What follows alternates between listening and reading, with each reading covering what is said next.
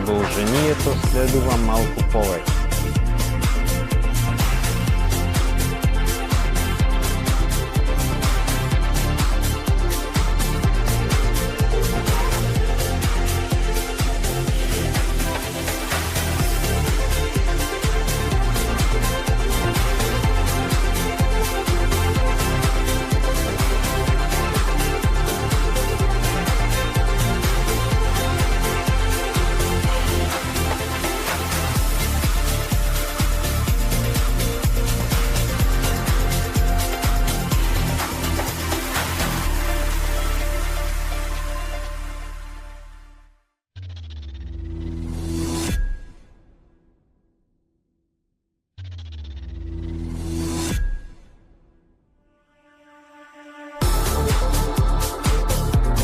Ох.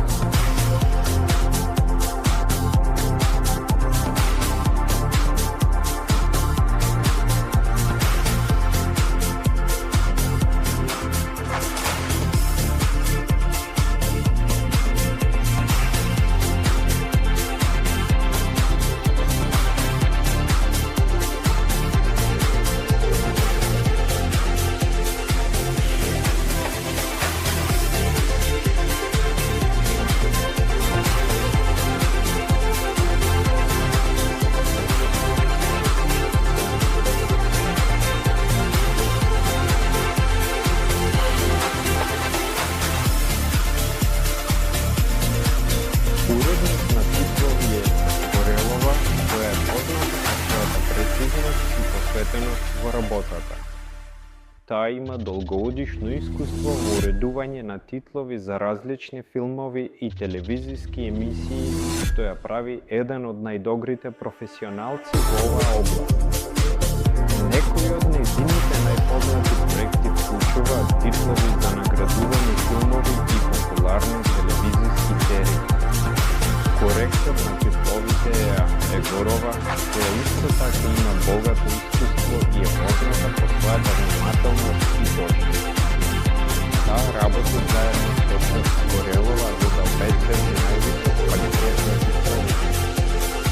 А Егорова има работено на многу значени проекти и е високо ценета во индустријата. Пријатели, сите поздрав! Веруваме дека ќе уживате во оваа програма и дека ќе ви се допаднат титловите кои ги подготвивме за вас. Вашите повратни информации се секогаш добредојдени и ни помагаат да се подобриме. Ви благодариме за вашата поддршка и внимание.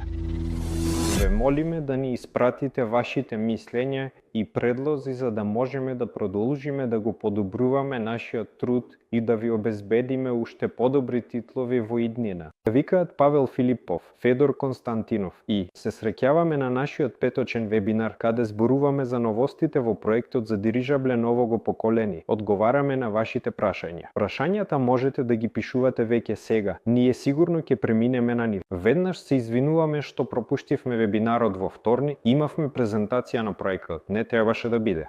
Денеска ќе раскажеме што бевме зафатени и зошто не можевме да присуствуваме вебинарот. Како што можете да видите, по насловот беше јасно дека денес нашиот вебинар е таков необичен, бидејќи го одржуваме од канцеларијата на компанијата Нови, која ќе се занимава со изградба и експлоатација на дирижабле нового поколени. Тука почнува да се формира тимот. За ова ќе разговараме. Пред да започнем, заборавајте за вашата активност, запомнете ја магијата на социјалните мрежи. Што повеќе ставате лајкови, што повеќе правите репостови, повеќе гледачи ќе има на овие преноси. Да напоменам, нашите главни преноси се одвиваат на ВКонтакте и YouTube, на каналот Дирижабле нового поколени, на официјалниот YouTube канал. Но запомнете, со YouTube може да случи било што во секој момент, затоа не заборавајте пријавите на сите наши социјални мрежи за да ги следите новостите. Таму се тука Телеграм каналите, ВКонтакте и другите социјални мрежи, пријавувајте се. Па не заборавајте, како што реков, за активноста. Што да кажеме, да почнеме. Ке започнеме со бројките, како што веќе рековме. Што имаме по бројки? Во моментов, во проектот имаме веќе 1700 инвеститори, дури и повеќе. Ова се луѓето кои фактички инвестирале во проектот. Голема благодарност до вас за вашата помош во проектот, за тоа што веќе му се придруживте во тековната предстартна фаза, кога се уште многу работи не се јасни и пред вашите очи, всушност, се формира овој фундамент на проектот. Што се однесува до самите инвестиции 625. Во моментов, веќе фактички се проинвестирани 20,625 илјади долари. Тоа се парите со кои луѓето купиле инвестициони пакети, а денес имаме 1800 такви инвестициони пакети, кои луѓето веќе ги купиле, како што можете да видите, некои веќе имаат по неколку инвестициони пакети, што е одлично. Ако зборуваме за тоа какви обврски ги презеле луѓето, бидејќи инвестирањето кај нас е можно на рати, тоа е 5,5 милиони долари, малку по малку, тоа се парите кои ќе дојдат во проектот, но тие се стретчд во времето на 3 па дури и на 50 месеци, додека во моментов имаме достапни рати. Така што голема благодарност до вас за тоа што благодарение на вашата поддршка проектот активно започна да добива замав. И еве го овој офис, кој сега постои, местото каде што ќе работат вработените на новите, конструкторите и не само. И тоа е с благодарение на вас. Еве, значи, првиот резултат што може да се види, веќе го имаме. Но, всушност, сега се работи многу и ќе има многу други. Работи што ќе ги видите во најскоро време. Тука, Федор, сакам да те прашам. Раскажи воопшто за овој офис. Што има тука, што ќе има во блиска иднина и какви новости воопшто има од последна? Да, има многу новини, пријатели, здраво на сите. Додека има толку работа, дури ни немам време да ги структурирам новините пред вебинарот, така што, како и секогаш, ќе биде експромт, како што ми доаѓа. Да, ние сме во канцеларијата и веќе ја поминавме првата недела, ни ги дадоа клучевите во понеделник. Започнавме да ги повикуваме изведувачите тука. Веќе потпишавме првите работни договори. Првиот, инаку, трудов договор беше потпишан со директорот за административно-стопанска дејност на оваа просторија, бидејќи многу е важно сега да се уреди. Исто така, имаме многу договори и слично, но за тоа да не се занимаваме, имаме посебна личност која ни помага, што е навистина супер. Благодарам многу на Владимир. Што се однесува до самиот офис, имаме 500 квадратни метри. Веќе сите канцеларии се распоредени. Таму ќе седи службата на технологите. Тука има голема сала за преговори, која не ја гледате. Тука се канцеларии за правници, финансии и сметководители. На крајот, токму таму седи директорот за ОХО. Таму понатаму, заменикот на генералниот директор за корпоративни активности ќе седи. Еве тука, пред нас е канцеларијата, ја зазеде Сергеј Семенов, со својата служба. Таму право, каде што сега гледам, има голема просторија, таму се уште седеат конструктора и технолози. Колку е часот? Петок, 17:10. Дома дури не се собираат, дискутираат токму за проектот и деталите на проектот. Таму седи Руслан, кој е одговорен за производството и технологијата, како ќе биде сето тоа, каде ќе биде сето тоа, за да биде брзо, ефтино и со врвен квалитет. И Борис Александрович, кој веќе беше кај нас во петок. Борис Александрович, тој во минатото и во сегашноста е директор на конструкторското биро. Директорот на конструкцијското биро не е конструктор, туку е администратор што организира работа. Се договараат за тоа како ќе биде, затоа што задолжително е работата на конструкцијското биро да се усогласи со производството. Воопшто, сите се разбираат многу добро и јасно, се подготвуваат внимателно, дополнително, детално и целосно да излезат, дали се наработиле доволно и успешно. Веќе водиме вебинар, сакаш, прииди, с најдобро. Да, за вторник. Во вторник, всушност, зошто не излеговме во етер? Тука се собра. Голема колегија. Ние веќе ја започнавме работата, ви реков, и за стратосферниот апарат. И токму за стратосферниот апарат се воделе жестоки дебати во врска со односно техничкото задание за стратосферата што ќе прави таму, какви корисни товари. Многу воопшто. Како што велат, ако е одвратно, тогаш за овој резултат е непознато. Воопшто, работевме на оваа насока. И следната насока генерално ја завршивме. Таму е си јасно. А што точно е разбирливо? Кога е планирано да се подигне во небото, зошто е потребно? Што всушност е овој проект во вестите? Слушај, зборувавме за тоа дека во иднина ќе има стратосферски тешки платформи дирижабелен тип. Тие се максимално перспективни, економски, буквално супер кул обосновани. Но, невозможно веднаш да се изгради голем апарат. Тоа значи дека чекорите треба да започнат од мали, па дури и од многу мали апарати. И постојат некои научни работи кои треба да се спроведат. Не е неопходно да се спроведуваат стратосферски дирижабли. Може да се направи со долготраен апарат. И во рамките на тоа, да се спроведат научни работи. Тие се поврзани како со воздушните струи, како што имаме на нашата планета различни ветрови на различни височини. Има, разбирливо, бег деда, има математички модели. Според овие големи податоци, постои реалност и треба да се соберат сите овие работи во едно. Тоа е едно насока, односно да се проучат ветровите, да се види какви се на кои височини, во кои сезони, какви ветрови и колку се совпаѓа со математичките модели. Уточнувањето на математичките модели е долга работа и таа веќе сега започнува. Од една страна, од друга страна, тоа е тестирање на опремата, односно каква опрема ќе се користи за комуникација со овој апарат. Од една страна, од друга страна, овој апарат треба да извршува корисна функција, например, да биде некаков ретрансларатор. Условите таму се сосема различни, таму е разредена атмосфера, има негативни температури, многу ниски температури. И целата таа опрема, која во иднина ќе се користи на овие стратосферски платформи, веќе делумно постои. Има нешто и од нашите разработки. Имаме инженерски колектив, научен. Можете да видите во Киржач, таму го представив Денис Филипов, Бородата и Артем. И јас, ние воопшто во слободното време од работата се занимаваме со креативност и како што се покажа, кога сега почнавме да разговараме, па да се потопиме во темата за дирижабли, се покажа дека тие системи за комуникација, кои веќе ги направивме само затоа што можеме, всушност многу скапочини кај некого, а ние имаме свој, зошто ние?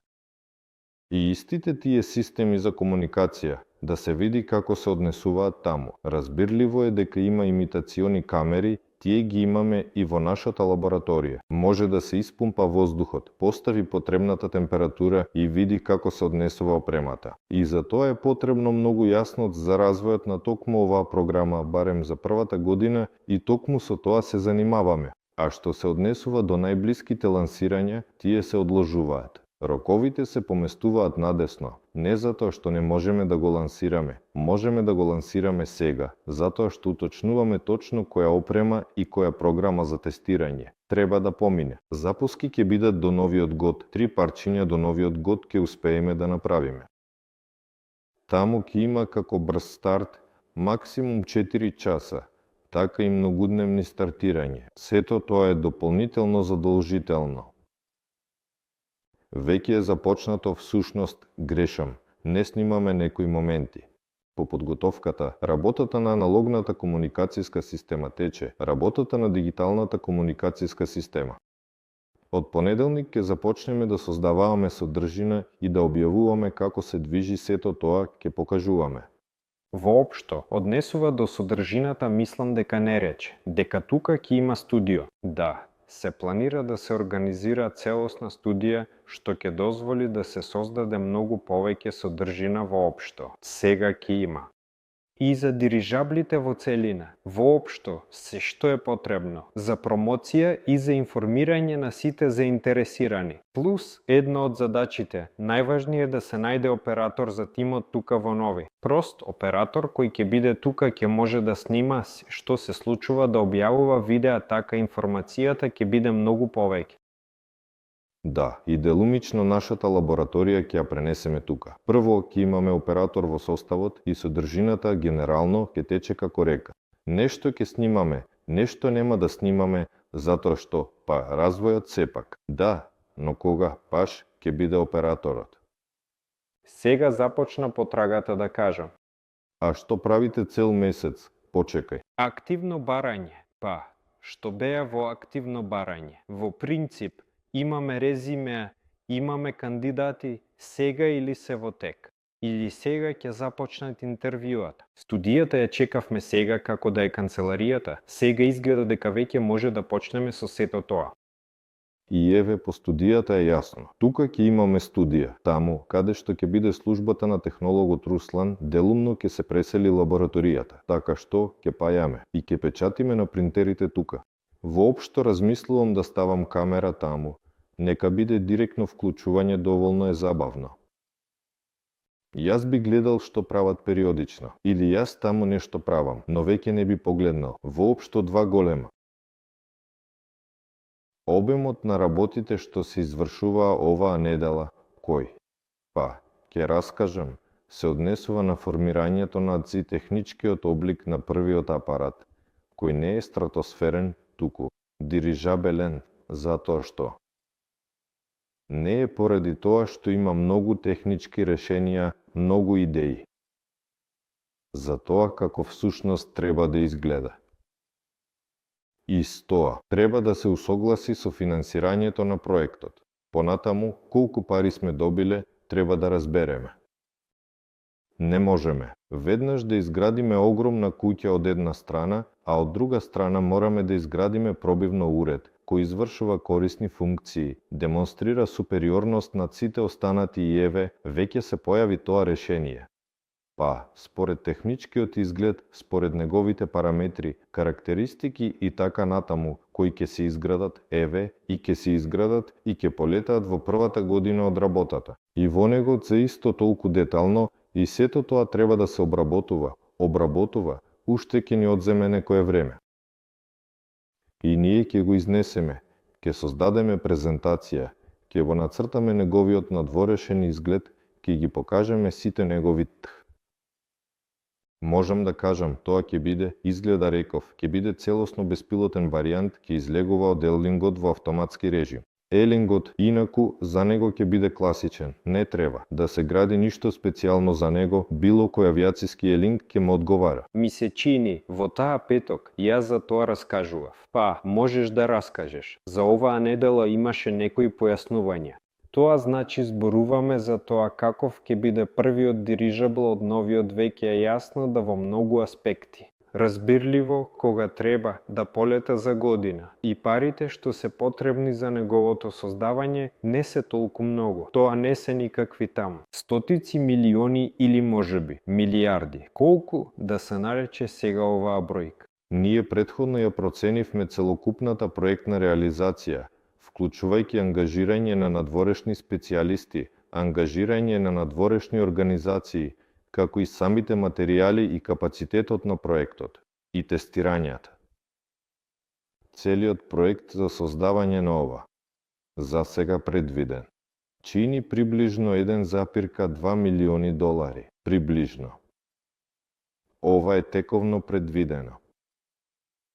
Еве, ние цело време ја пресметуваме оваа економија, пресметуваме, сумираме, но цената веќе е тука. И тоа е единствен примерок и тој ќе добие буквата експериментален 1. Неговиот сертификат ќе се тестира на леталното поле во Жуковски.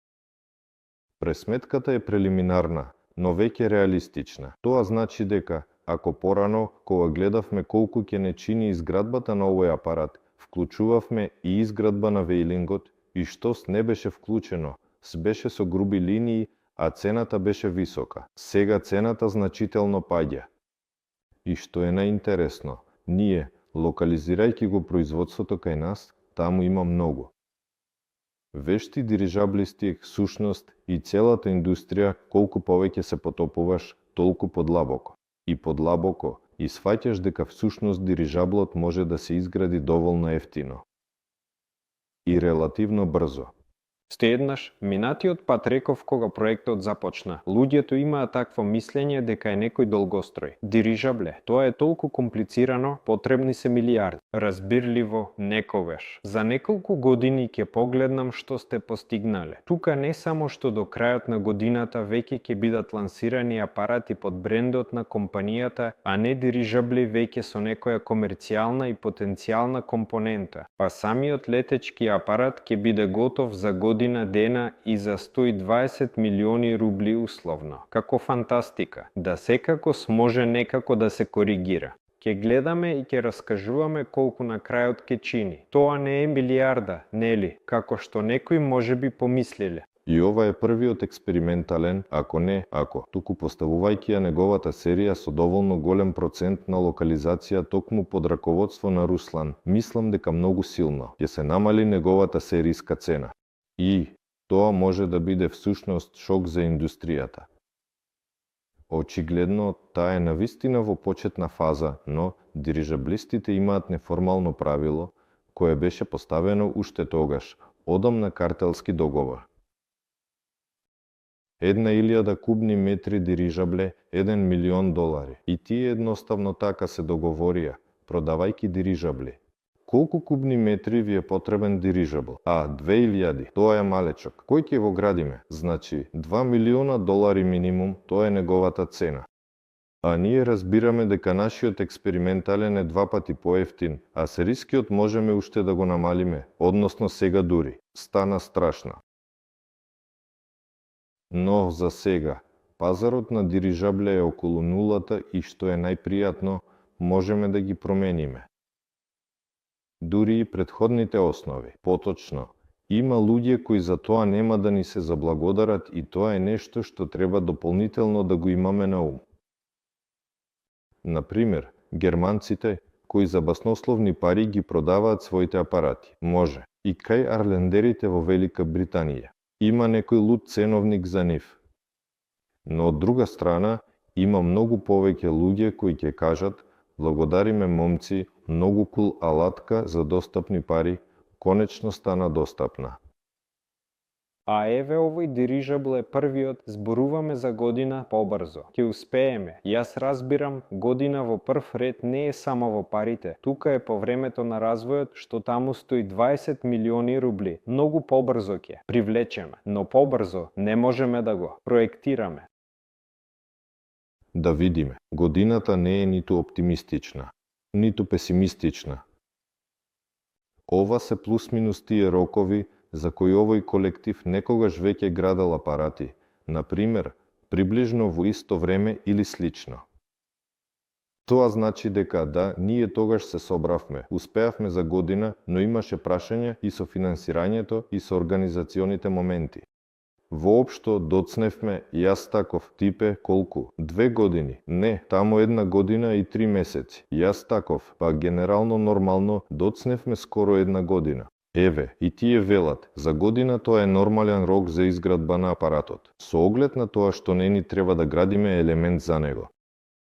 Изгледа дека овој размер, кој е избран, е интересен прашање. Тој е специјално изграден размер, за да може да влезе во стандардниот ангар. Не ангар, а токму стандардниот авиациски елинг. Такви има многу и во нашата земја и во сите останати земји.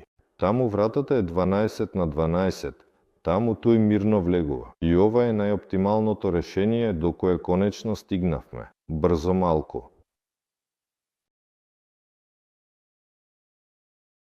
Овој дирижабл е планиран да функционира во беспилотен режим со веќе комерцијална применливост и слично и за неговата. Применливост треба да изградиме елдинг за нарачателот. Зошто во секој регион има аеродроми и аерогради каде што веќе има подготвени елдинги. Започнувајќи од него, апаратот може да делува мирно. Уште еднаш, ние градиме првата. Држава токму така, односно тоа е од една страна демонстратор, за да покажеме, а од друга страна да ги усовршиме технологиите. Такви се целите. Или сепак ќе добиеме некаква комерцијална верзија на која може да се заработува. На него, па демонстратор, тоа ние го нарековме внатре, се добиваат. Неколку гранки на насочување на размислувањето.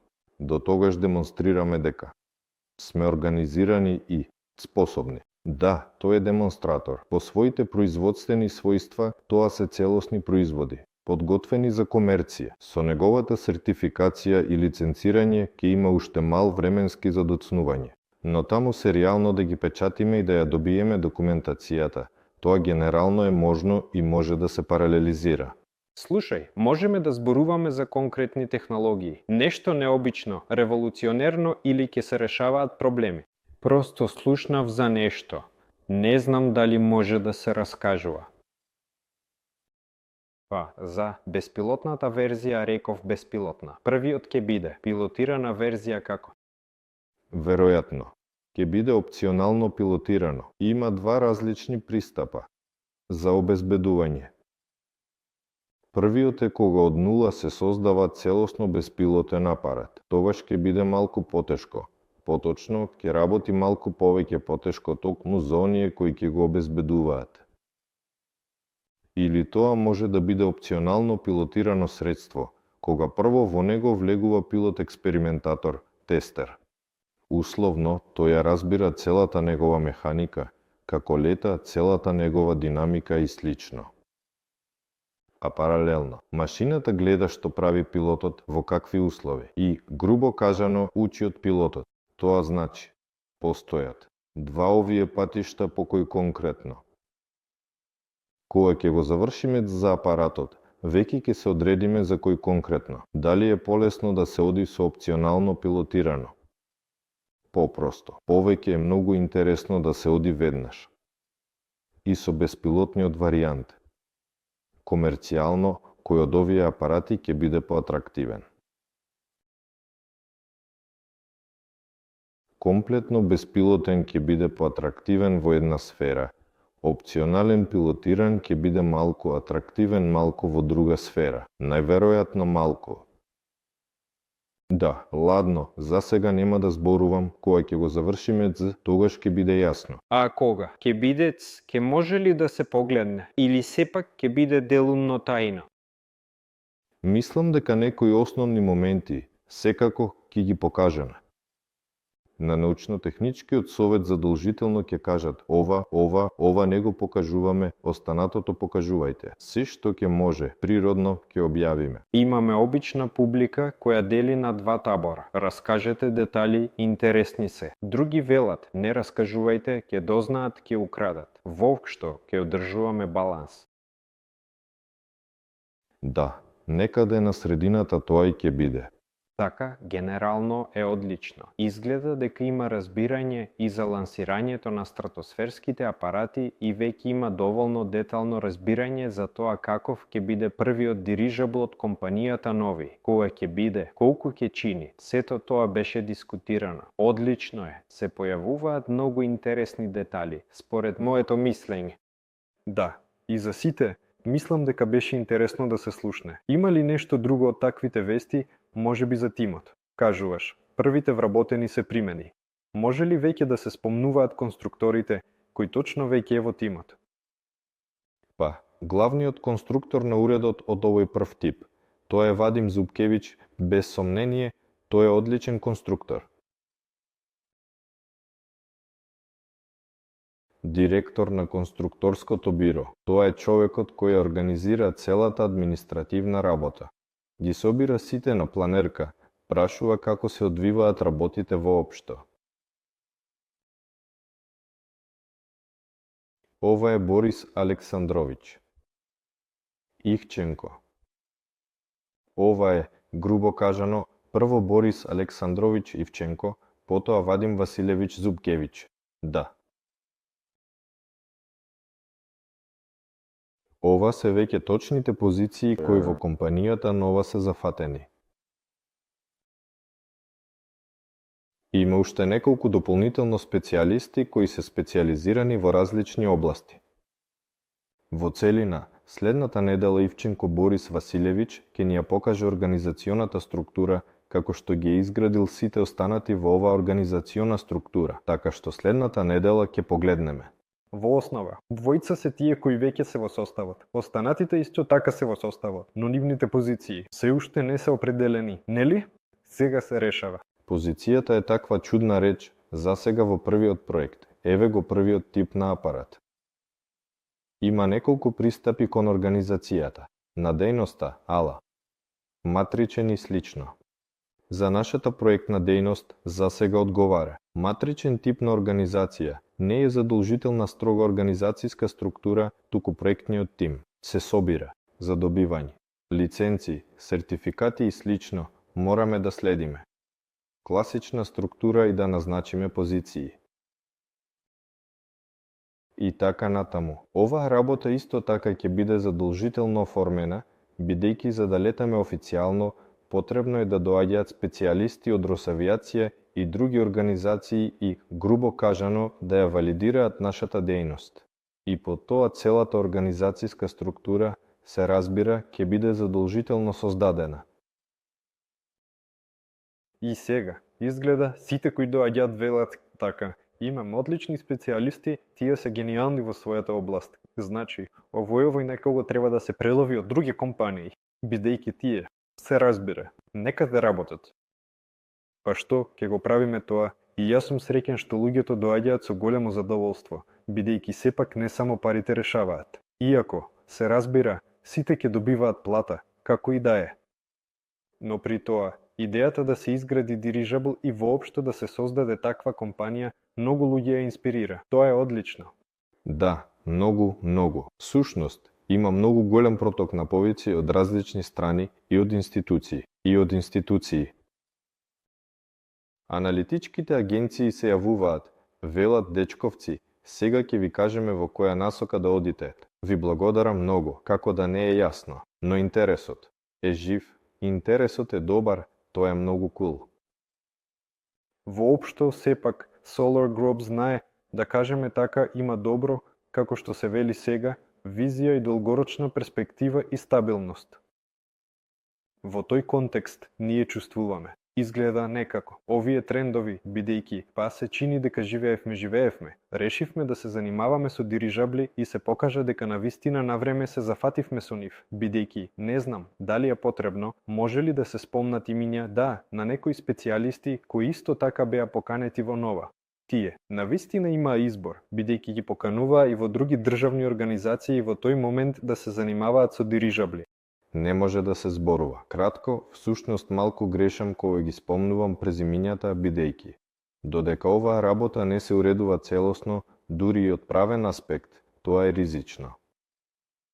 Јас реков нема да именувам. Да, но во врска со тоа, како што ти покажуваше документ, државата дала наредба да се развива индустријата. Сега сите. Па, даде документ, инаку имаше многу жива историја во врска со тоа што е тој документ и зашто воопшто служи, објаснете. Да, државата сака да добие понуда, дури не за развој на целата индустрија, туку барем некои во рамките од 30 до 200 тони. Нешто, вели, има ли воопшто? Запросот од државата е таков. Ако државата добие како одговор на овој барање понуда за изградба на некое уредство, таа ќе ја разгледа таа понуда. Ако државата добие некоја мала програма од 3 апарати за извршување конкретни задачи кои постојат во државата, таа ќе го разгледа овој проект. Ако од некого добие целосна визија за развојот во индустријата, со неговото комерцијално објаснување ќе каже вау, не очекувавме.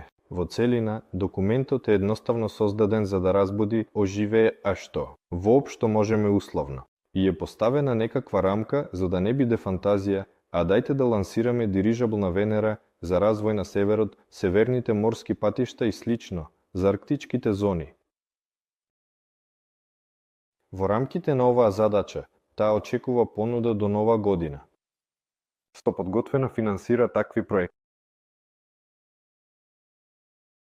Развивањето на себе во морската патека во нашата земја како да кажам, дури и тоа е политички суверенитет. Има технологиски, а има и политички. Тоа значи дека мораме да го развиеме. Естествено, подготвени сме. Всушност, државата е подготвена за многу работи токму. Пак ќе наидувам на проблеми. Државата е подготвена да финансира многу работи всушност. Нема кому да се дадат пари. Па, така и е, затоа што, како што утврдивме, дирижаблистите се многу во земјата. Повторно. Треба да се организираме. Да се организира е голем талент, да се соберат сите. И работата на вистина е направена многу голема во овие месеци, па дури и години, за да се соберат сите луѓе под еден бренд, во еден тим, во една компанија, во еден офис. Задачата не е тривијална. Пред 3 години тоа беше невозможно. Не можеле ни да се сретнат, разговараат. Таму започнувала расправи. Еден ќе го градиме цврст, другиот ќе го градиме мек, на мотори, на оние. Кој е овој, кој е? Воопшто, сите имаа своји размислувања за оваа насока. Среќа што се организираа. А како ти тогаш сметаш, ако државата биде подготвена да пари на нова, дали вреди да ги земеме сега? Гледај, да продолжиме така, како што ја формулиравме на самиот почеток логичката Синџир. Ќе вложиме голем капитал во моментот кога нашата правна структура ќе биде подготвена за тоа. Тоа значи, ако утре некој дојде и каже, еве големи пари, од државата, од корпорацијата, ние не ги земаме во идеалниот случај, тоа треба да се направи по демонстраторот. Да го подигнеме демонстраторот во воздух и веќе точно знаеме дека.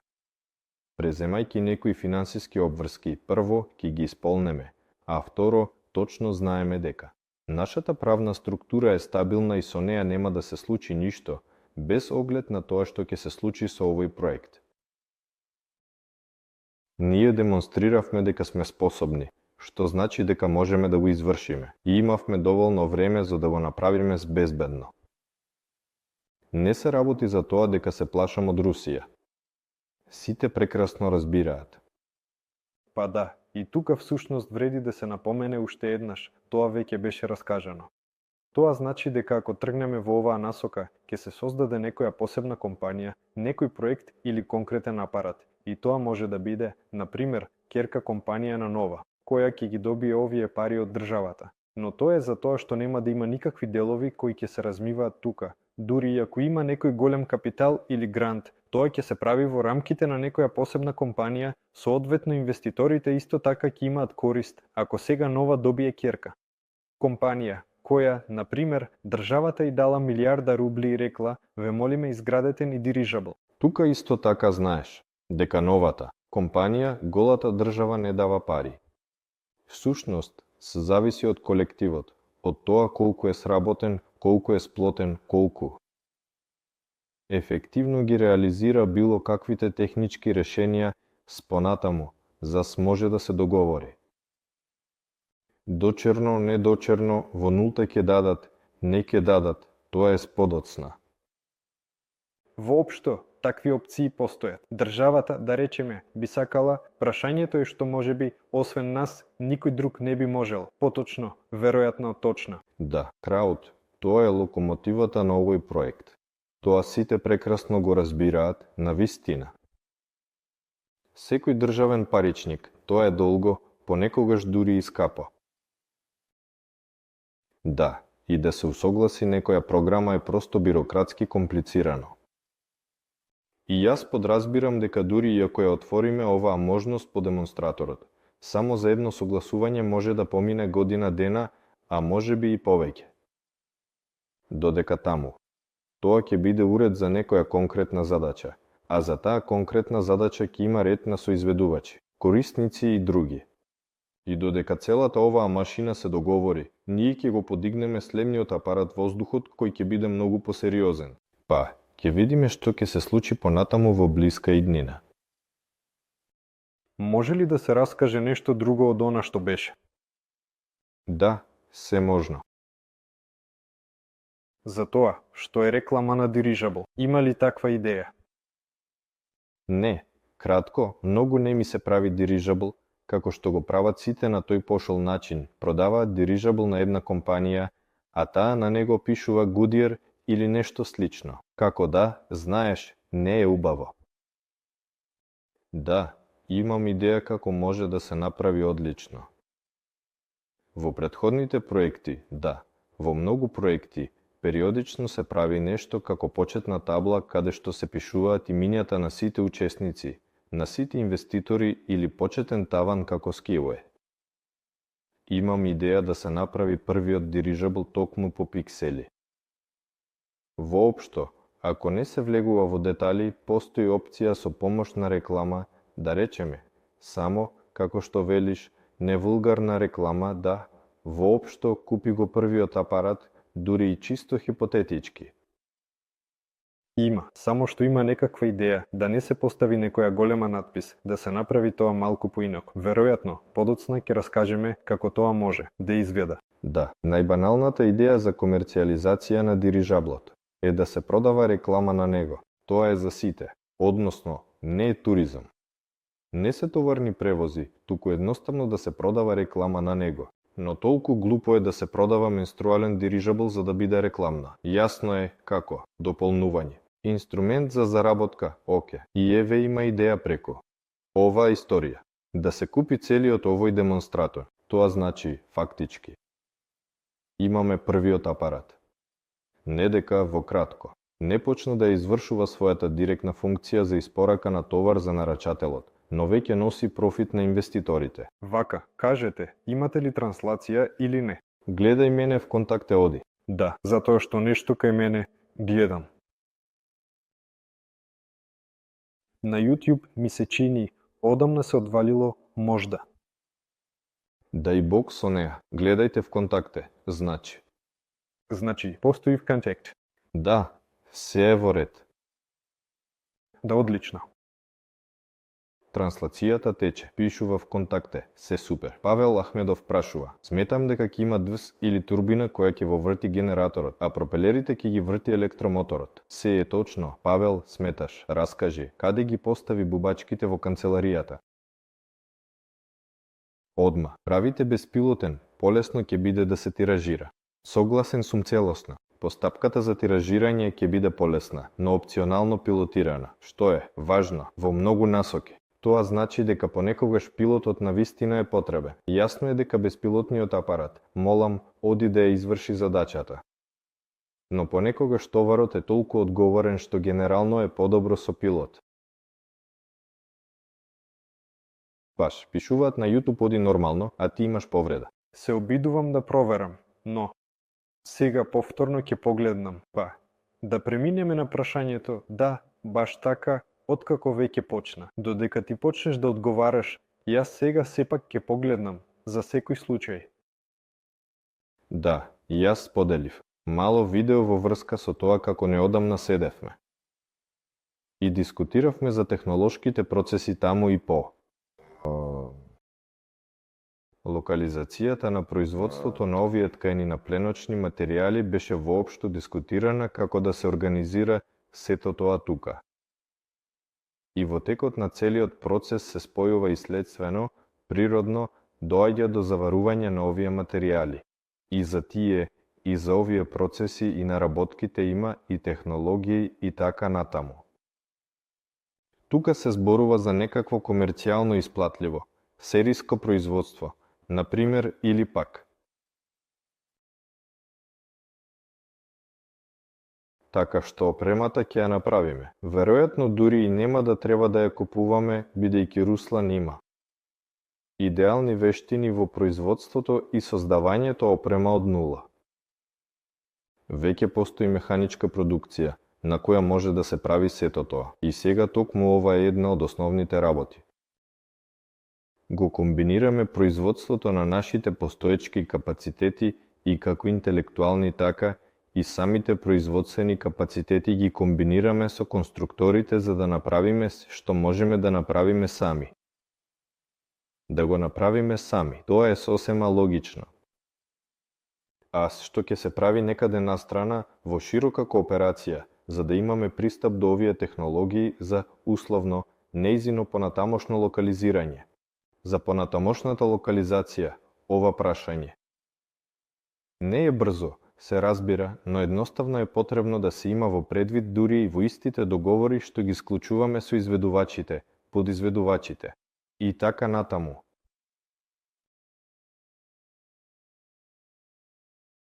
Назовете ја презимето на Руслан, инаку не е јасно. Арсланов Руслан. Тој малку не настапи на големата конференција.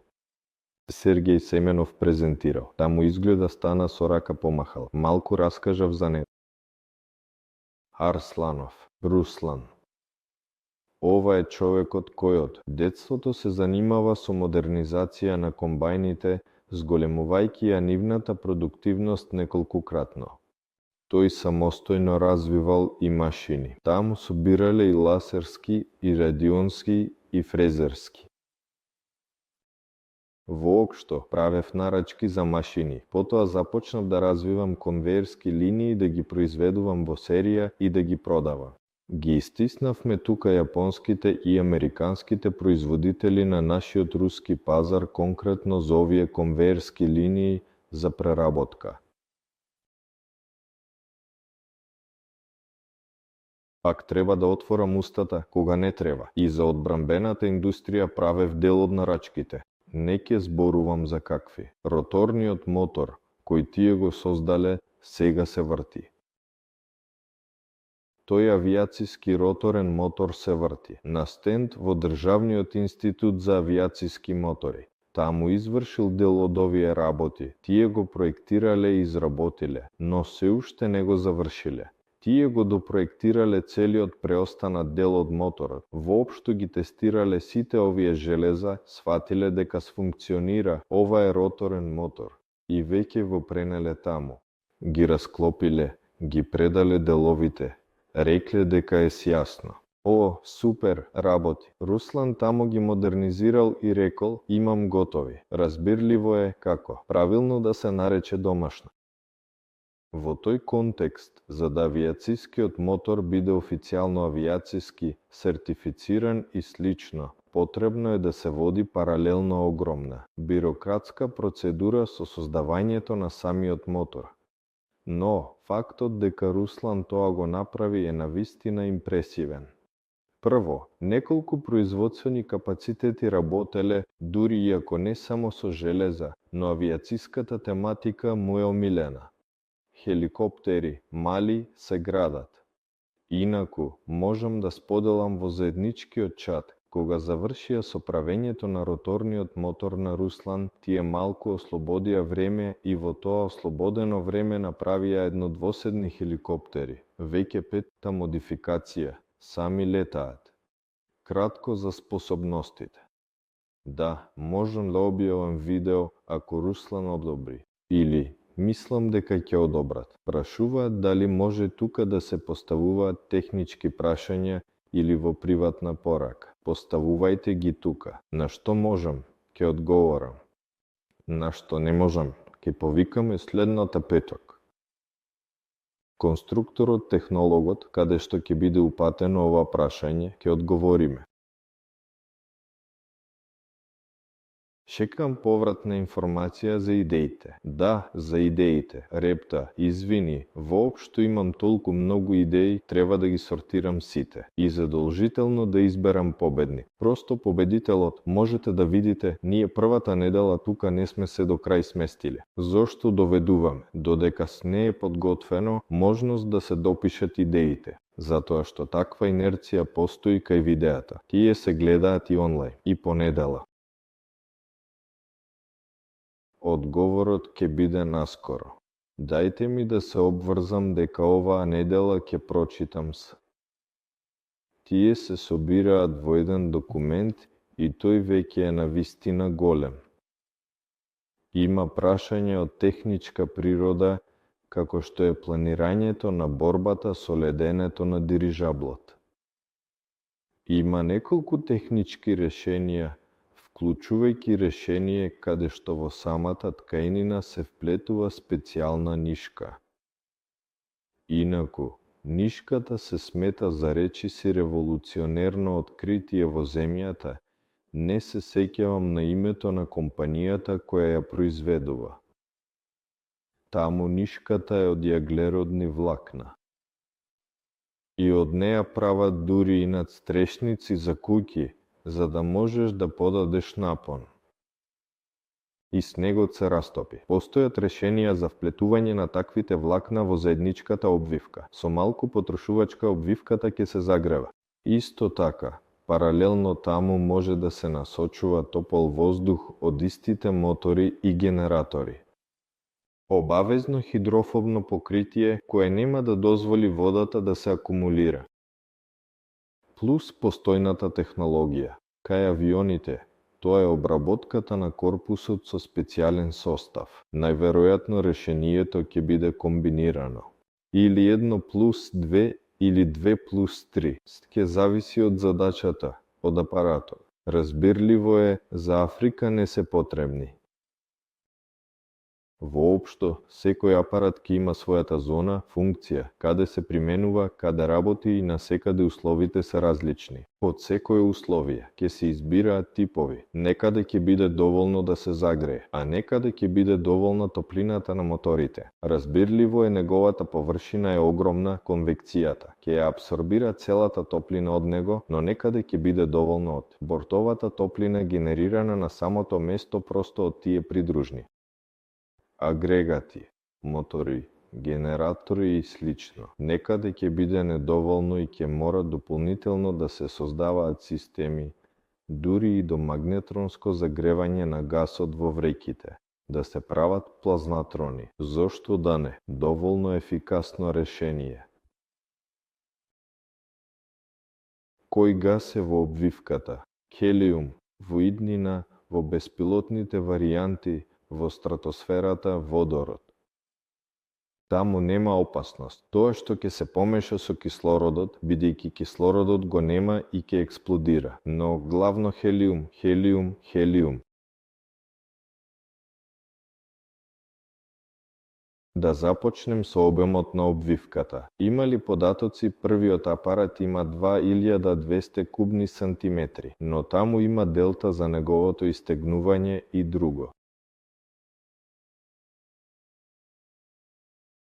Во кубах, Павел сугерира, компанијата Ампертекс прави такви загревачи, па ги имам на ум.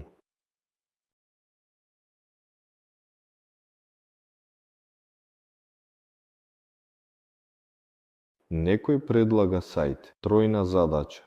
За стартосферникот е да ја избере својата идеја. Ќе ја погледнам идејата. Кажете, на која адреса испратија идеја?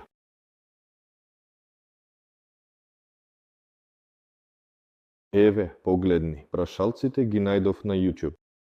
Да, инаку, пријатели, транслацијата на нашиот главен канал изгледа безвратно се прекина, но на Solar Group транслацијата продолжува, така што прашањата ќе се читаат од тука.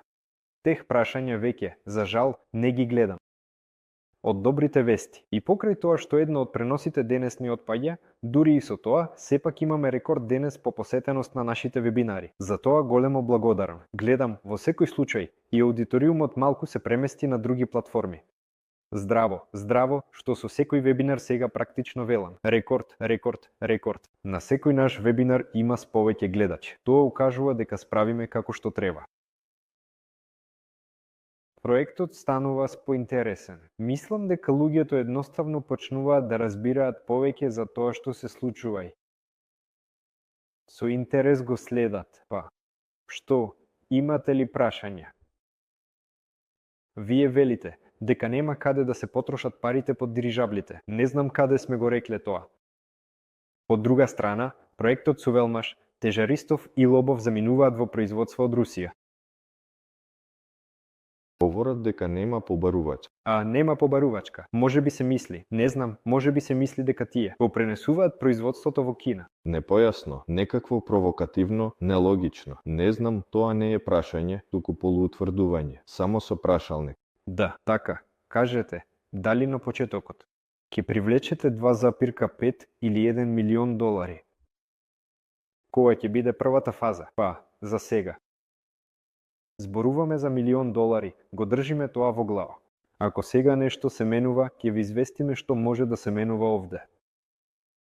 Во принцип, денес зборувавме за тоа дека токму во овој момент се уточнува техничкото задание, се работат подетално сите сметки и, врз основа на тоа, веќе ќе може да се разбере колку е потребно, какво финансирање е потребно за завршување на овие први работи.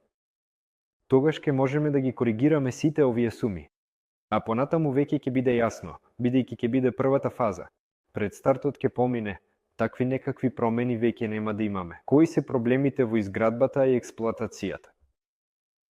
Нема проблем, тоа се сите задачи, главно организацијски и технички.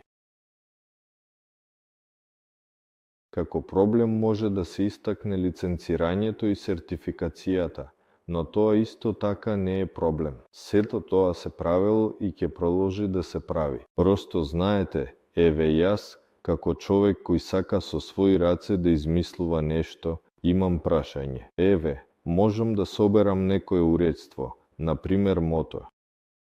Тоа ќе функционира, но самата задача е да се создаде куп хартија за него. Јас дури и цртежи не правам, главно печатам. 3D модели ќе направам. 3D модели ќе ги испратам и ако некој по телефон може да праша за дозволите за слетување, се молам да направам цртеж, сето тоа да се означи. Она што е рамно од различни видови страни. Многу ми се допаѓа и еве, за тоа има специјално обучени луѓе.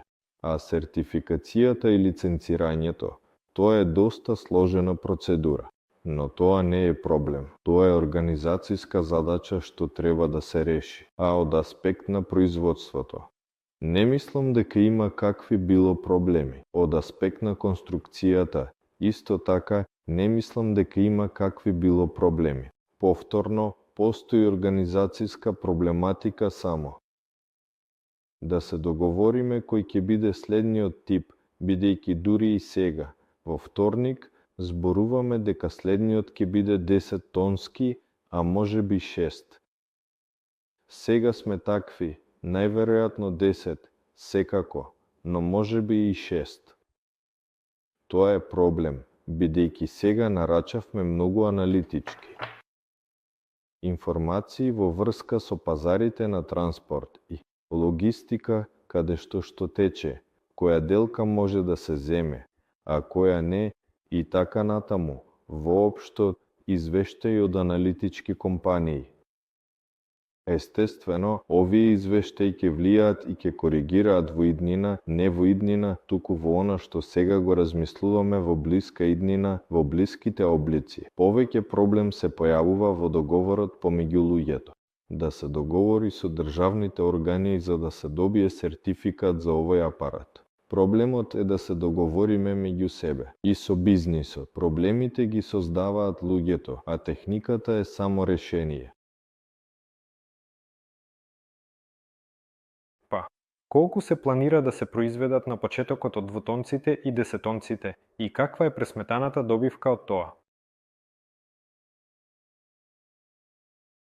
Двутонец. Дајте да го наречеме овој демонстратор условно двутонец, бидејќи ако се натовари дел од апаратурата, тој веќе зема тон и повеќе. Нултата фаза техничкиот облик се формулира, за него се подготвува. По нултата фаза веќе нема да има такви случаи. Прашањето е за двутонецот, а ние таму можеме да однесеме полтора. Колку од нив се планира да се направат? Повторно, што го велам сега, може да биде коригирано во иднина, но сериското производство ќе биде способно да произведува од 10 апарати годишно, например, или можеби повеќе. Тоа е многу лесно и се стремиме кон поголеми работи.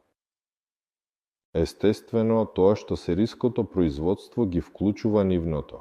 Комерцијално применување, повторно, е она за што зборував сертификацијата на овие апарати. Но тука се поставува прашањето, дали војската нема да пречи. Војската дури може да помогне. Во нашата земја моментално е таква ситуацијата, што ако, например, военотехничкиот експеримент помине успешно, тогаш сите понатамошни бирократски работи многу брзо се забрзуваат. И ако помогнем, например, на истите беспилотни летала да заштитат некој цивилен инфраструктурен објект тука во земјата, па подигнувајќи, на пример, само видеокамери на него, можеби некои радари, тогаш разрешението за понатамошна употреба веќе ќе биде добиено многу и многу побрзо. Тогаш се појавува можноста, односно невозможноста, се отвора прозорец за сериско производство и нивна продажба. Колку планираме да заработиме, маржиналноста, секако, на дирижаблите како такви е условно бесконечна, со оглед на картелниот договор, колку чини 1000 кубни метри. Разбирливо е дека проектот е комерцијален, инвестиционен и така натаму следствено. Добивката треба да биде значајна. Прашањето е, дали добивката треба да биде значителна токму од првите апарати. Да видиме, на пример, или можеби дополнително. И да, и не, дали треба да биде. Во принцип, ако овој апарат ќе се користи за решавање на специјални задачи, не зборувам за специјална воена операција, зборувам, односно специјалната задача е да се пренесе бурачка, тоа е специјална задача. Доставување на некое, опрема на некој север, тоа е многу важна специјална задача. За специјалната задача, условно многу платат. Ако се влезе на логистичкиот пазар, ќе се пресмета секоја пара за секој километар и тука, јасно, нема да може да се постигне маргиналност во космос. Ако се продаваат овие апарати на некој бизнис, тогаш тоа веќе е прашање на втор ред на што планираат да заработуваат.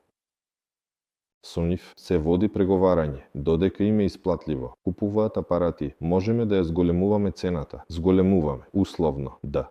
Конкретните бизнис планови за овој апарат, мислам до нова година ќе ги презентираме. Последните десетонци има само крупни маски, условно. На слики од 3 пиксели, условно тоа што ќе бидеме способни да ги произведуваме таму по еден месечно, тоа што нивната себестојност ќе биде поевтина од Ми 8 и тоа што воопшто ќе може да се продаваат по повисока цена. И врз основа на тоа, пресметавме дека добивката од овие апарати за година е во презентацијата, во вторник ќе зборуваме за тоа, на пример, 300 нешто милиони долари годишно. Угу. Со нешто од она што веќе го дискувавме денес, постои можност во иднина да се намали таа себестојност. Да се намали себестојноста, но дали да се намали и добивката? По идеја од една страна да изградиме еден дирижабл да го продадеме по максимално висока цена и сите да заработиме. Но тука треба да се разбере дека може да се создадат 3 дирижабли продадат многу скапо. Ти, повторно. Со маса во рот. Да, ти си индустрија. Повторно ќе ја задушиш. Да. И масовен непријател. И тука како да е облог или еве како Илон Маск, навистина е супер, многу често се повикувам на него, направи. Тој ја зеде ја извитка целата космичка индустрија. Прво со електричните автомобили, јасно е, таму навистина не е така еднозначно, но со космосот е точно еднозначно. Тука кај нас камионот Протон од Русија беше на ефтината ракета, а потоа Илон Маск ја намали цената на лансирањата толку многу, што го забрал пазар. Во него првично имаше многу обиди, некои успешни, некои неуспешни и така натаму. Разбирливо е дека на почетокот бизнисот бараше вложувања, но сега оваа компанија е толку профитабилна, огромна, токму излезе на масовни лансирања, прави многу лансирања, неговите степени постојано работат и по 10 пати една степен лети. Тоа значи дека неговиот пристап да ја намали цената се исплатил. Дали вреди да се направи истото? Јас сметам дека вреди. Човекот, чии прашање не го разбираме на почетокот, вели добро, не го разбираме првото прашање, еве ви второ раскажете детално што е направено по проектот без ветување. Вратете се на самиот почеток, погледнете каде се наоѓаме. Сме во канцеларијата на компанијата Нова, која гради дирижабли. Зошто два пати да се повторува истото, каде се наоѓаме? Да, се наоѓаме во канцеларијата на новата компанија која гради дирижабли. Еве ви одговорот. Да, така на почетокот с тоа детално го разговаравме. Најмени луѓе, започната работа. Техничките задачи за првите апарати се формулирани токму за стратосферските. Научната програма за развој на стратосферата за првата година практично е завршена. Тоа значи дека е јасно во кој правец да се движиме. Започнато е формирањето за првиот тип дирижабл. Започнато е формирањето на научната програма за развој и унапредување на понатамошниот напредок и иновации. Порачките собираат аналогни системи за комуникација, дигитални системи за комуникација собираат.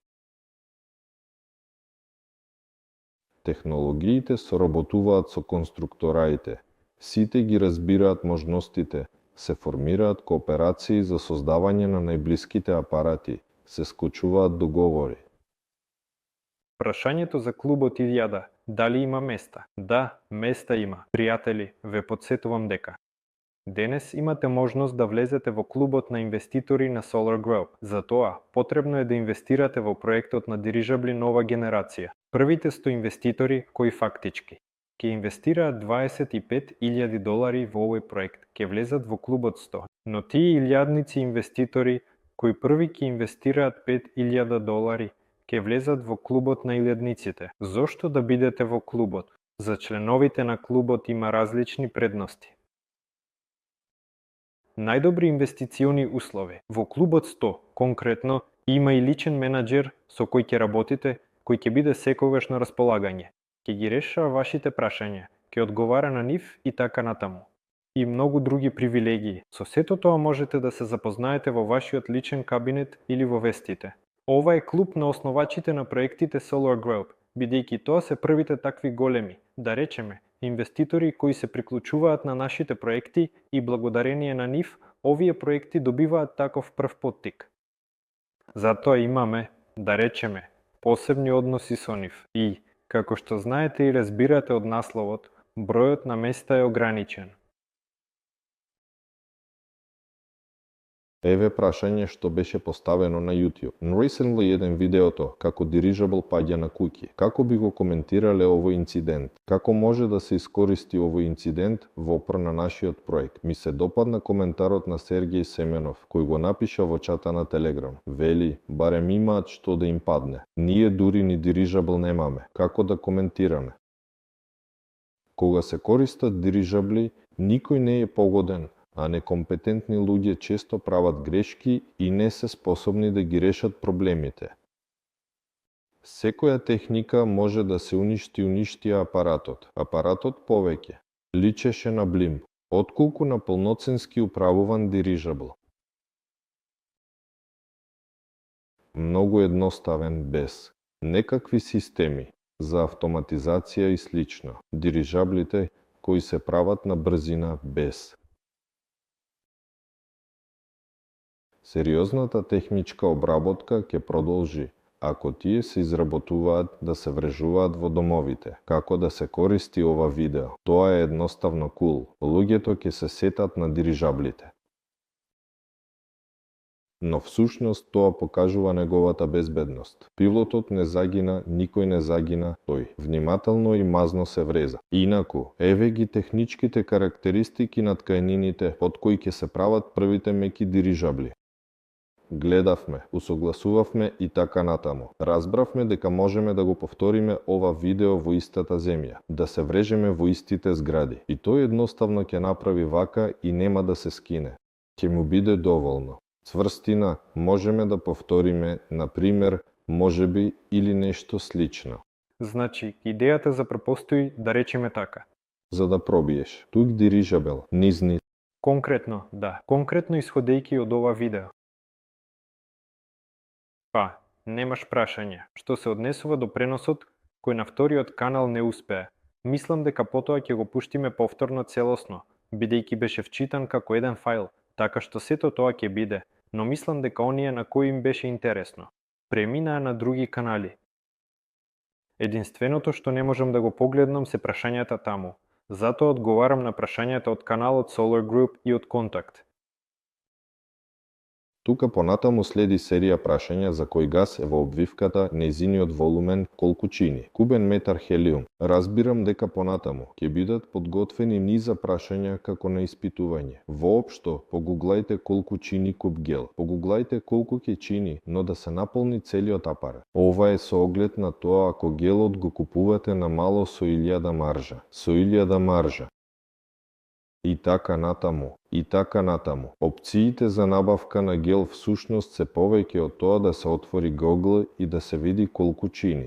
Да, веќе 2 пати го поставуваат прашањето. Здраво, каде е Кирилин? Долго време не се појавува. Со Александар Николаевич е се во ред. Се поправи своето здравје.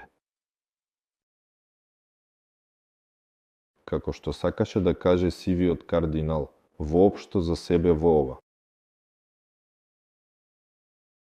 Во дворот. Всушност беше планирано дека ќе оди уште малку, повторно да се занимава со здравјето таму во санаториумот. Сите виделе што се случи со ногата на Александар Николаевич. Всушност тој трчаше, скока, беше жив и здрав цело време. До моментот кога му беше потребно да се пресели од еден кат на друг во мај. Разбирливо студентите му помогнаа да носи маси, столици и слично. Највредната документација ја зеде за себе, зеде многу, се случи со стапалото. На почетокот беше ладно, потоа продолжи со коленото. И со коленото веќе имаше нешто Воопшто, некако така болеста се искачуваше нагоре. Неразбирливо мене ми е јасно. Таму, најверојатно, тетивите едноставно прескокнале. Потоа, повлече едно, како и секогаш, едно по друго. Тој почна да се лекува кај некој академик, доктор, тие таму направија нешто, отиде на конференции, но Кермик лошо се движеше. Сега, ние неодамна отидовме на гости кај него, веќе е подобар, веќе се движи со една стапка, условно со трост, воопшто се опоравува, наскоро ќе се врати. Так. Дали воените дејствија ќе пречат? Тоа веќе го рековме. Да, се работи за стандардите за комуникација. Тоа веќе не е прашање. Еве, имаме ГЗМ 2, растојание до 70 км од базната станица. Воопшто за оваа врска и слична. Да започнеме со снимањето на видеото. Следната петоп ќе повикаме овие момци. Еве го Денис. Кој се занимава со аналогно? Има втор Денис кој ќе се занимава со дигитално. Кај нас се случи така што 2 Дениса, двајцата се поврзани со комуникации. Ќе разговараме подетално ако ова е интересно. Таму нема да се користи дваг, туку ќе се користи нешто друго до 200 километри. Во директна видливост, ова е едно уредство, а другото е поголемо и подалеко.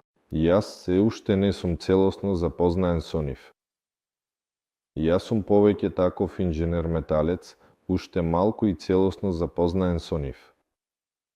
Прашањето сега е со YouTube. Вашиот легендарен Руслан целосно би се занимавал со производството или ќе биде на договор? Подред, видливо, некако вака напишано. Руслан се ослободува од сите своји задачи, се посветува целосно на себе и таму својот колектив. И сите оние кои веќе ги распуштил, ги собира повторно исклучиво под насоката на задачата за локализација, намалување на трошоците и поставување во серија.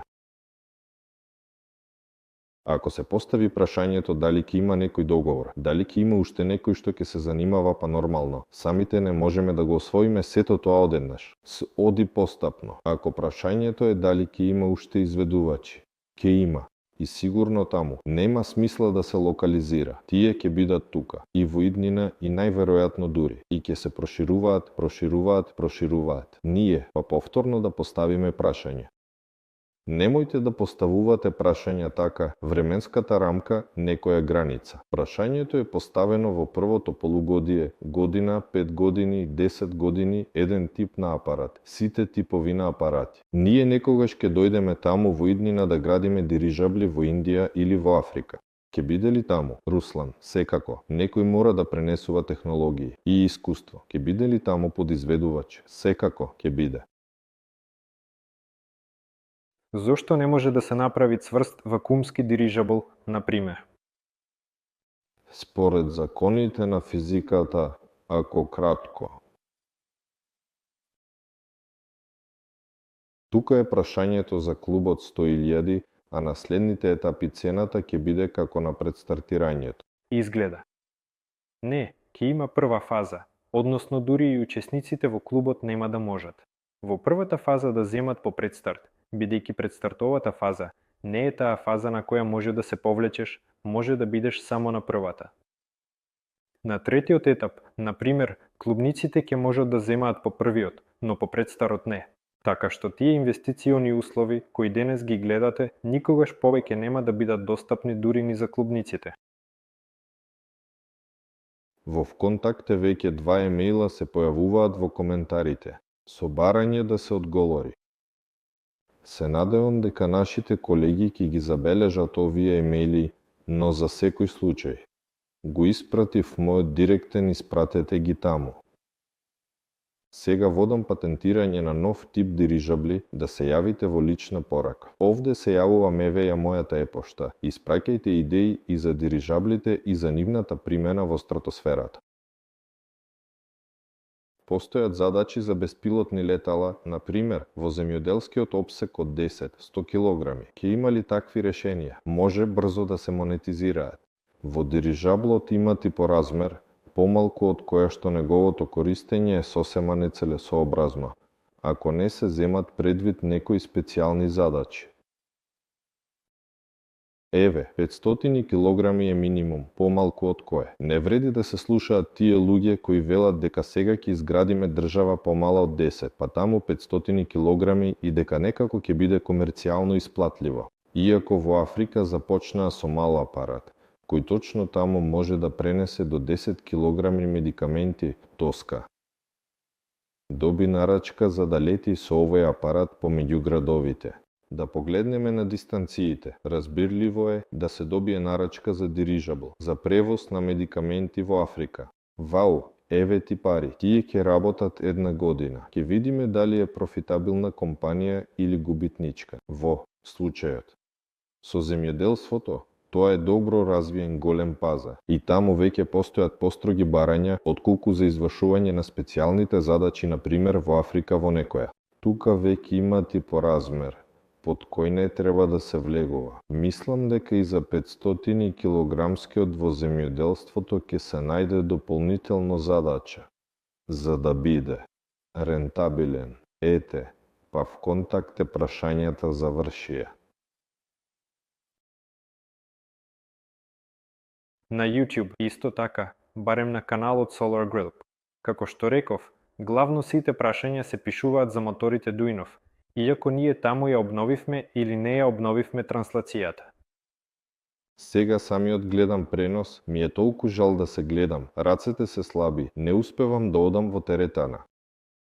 Да, знаеш, така гледам по сликата, изгледа како да е на зелена позадина. Изгледа како да е наложен офис, бидејќи е заматен зад нас, офисот е сигурно вистински. Сакаш да одам таму, за да биде јасно дека нема зелен фон. Да, вистински офис.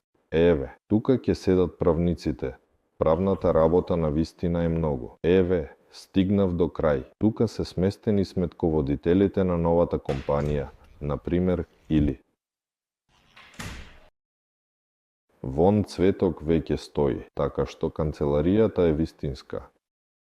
Некој топ на неочекувани завршетоци на вебинарот. Фјодор се оддалечи и замина во позадина, а тоа се покажа дека не е позадина, во ѕидот. Да, така нема повеќе прашања. Всушност, тоа е може да завршиме. Да, всушност, ќе се стремиме нашите вебинари да траат не повеќе од 1,5 час. Мислам дека тоа е оптимално време. Да, 30-40 минути вести, 30-40 минути одговори на прашања доволно. Па, да видиме како ќе успееме да го направиме тоа. Сакам уште еднаш да ви се заблагодарам за тоа што имаме рекорден број на посетители на нашата транслација. Среќни сме што с повеќе и повеќе се запознавате со проектот и што ви е интересно да го следите. Ке се обидеме да не пропуштаме повеќе преноси кога имаме канцеларија, полесно е да влеземе во соседната соба. И да, поради тоа што навистина има многу фактичка работа, Сега е тешко да се подготвиме за петочните вебинари, да подготвиме некои супер теми, да седиме и да размислуваме за тоа за што сега ќе зборуваме или дискутираме. Кај нас, одделот за содржина, предводен од Алексеј Романов, не удира со стапови. Вели ми дека му е потребен план, му се потребни гости. Правите. Сите ние одлично разбираме и целата оваа работа ќе ја организираме. Секако, штом овој оврал се структурира. А додека можете да предложите на кои теми сакате да разговарате следната петок. Тоа ќе биде повеќе за дирижаблот. Кој планираме да го изградиме или некои технички карактеристики, тоа повеќе се однесува на организацијски прашања или на стратосферата, системот на комуникација или ако сакате да видите некого конкретно, пишете во чата на Телеграм со некој хаштаг, вебинар петок, во кратки црти со било кој хаштаг, додека немаме хаштаг, спонтано ќе се измисли некој општ. Да, или директно во преносот на вконтакте. Насекаде исто така можете да пишувате, ние с тоа го прегледуваме. Јас точно прегледувам. Ако има некои супер идеи, с Федор ќе ти пренесам. Затоа не заборавајте на лајковите, не заборавајте на репостите, не заборавајте да им испратите на вашите пријатели оваа транслација. Директно во запишаната верзија ќе биде на истата врска и заедно со вас проектот сигурно ќе лети напред. Каде се убавите плакати, убавите секретар? Па плакатите бидат. Кому ќе направиме, ќе направиме. Конечно, стилистичкото уредување на канцеларијата ќе биде. Да, денеска специјално седиме. Малку во ходникот во канцеларијата за да ви покажеме дека постои. Така што, најверојатно, ќе бидеме во специјална соба, за да го правиме сето тоа. Патничките превози ќе можат да се реализираат помеѓу градовите и ова прашање се појави. Сушност може, потребно е. Таму се поставува прашањето токму за редовноста, односно како стариот дирижабл ќе се разликува од новиот, поточно новиот од стариот. Тој факт дека порано дирижаблот многу силно зависеше од временските услови и не беше можно да се купи билет од еден град до друг, за да стигне дирижаблот таму во 15:00 часот на одреден датум. И еве современиот дирижабл ќе мора да ја обезбеди оваа можност. И тоа е единственото ограничување што ситуацијата го наметнува за примената на дирижаблите токму во ваквите патнички приказни, а тоа е неговата метеозависност. Но метеозависноста е таков рудимент од минатото. Современите дирижабли ќе се справат со тоа, мислам така што да, се е можно. И на оваа добра нота дека се можно и нема повеќе прашања. Да, среќа на сите нас. С. Благодарам на сите. До следните средби. С. Врска во чатот пишувајте епошта. На сите, чао чао.